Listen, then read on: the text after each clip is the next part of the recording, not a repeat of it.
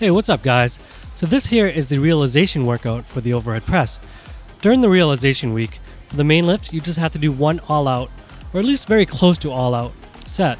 And this set will actually determine what your training max will be for the next wave, depending on how many reps you get. So basically, it's a testing week. And since I'm currently in the 8 waves, the minimum reps I had to get was 8. I ended up getting 12, spoiler alert, which is 4 extra reps. So to figure out how much to add to my training max, I take that number 4 and then multiply it by the smallest weight increment that I want to use for that particular lift. So for the OHP, I decided to increase using 1¼ pounds since my OHP is such a bitch lift. So 4 times 1¼ equals 5. So my training max increased by 5 and I just got a cramp there. Does that ever happen to you guys?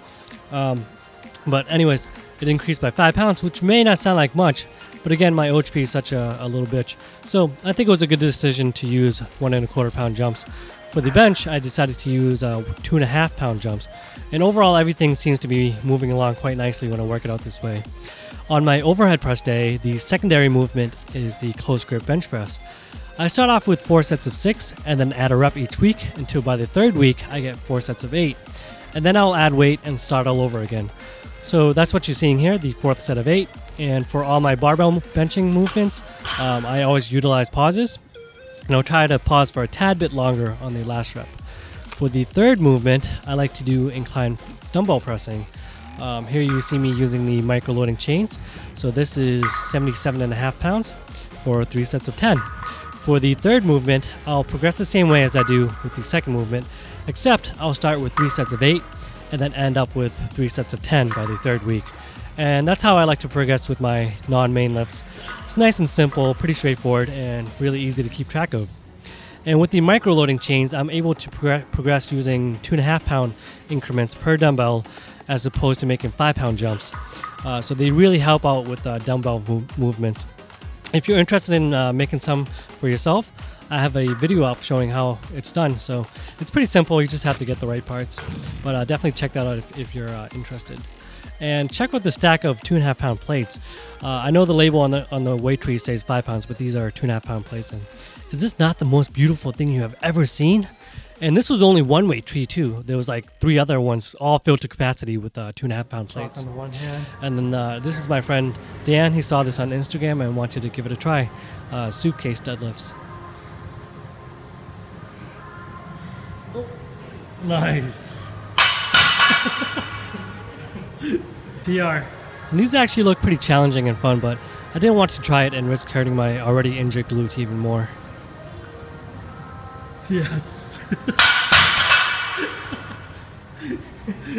And then just for the heck of it, I wanted to max out on chin-ups and see how many I could get. I already did a ton of chin-ups on the previous day, so this isn't really an accurate measure of how many I could get, but I just wanted to try it anyways to get an idea.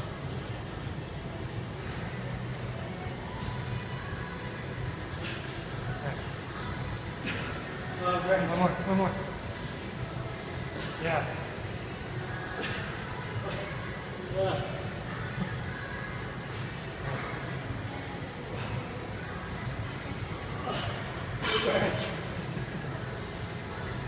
got one down. Not providing.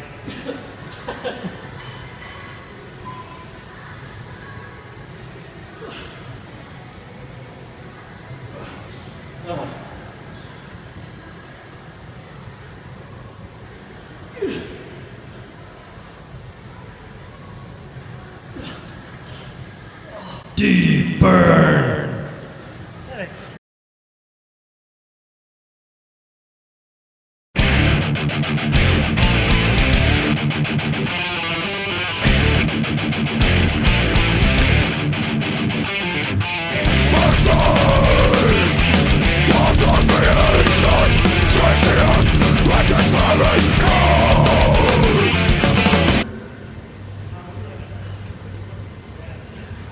Oh my god.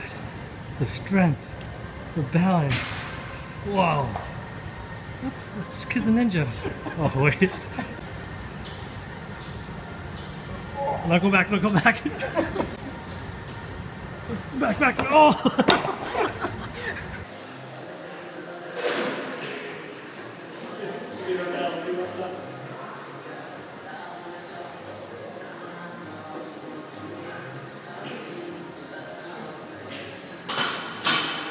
It was like 1 inch of range. So that's it for this video. Thanks for watching. I'll talk to you guys later. And until next time, have some goddamn respect and put your weights away!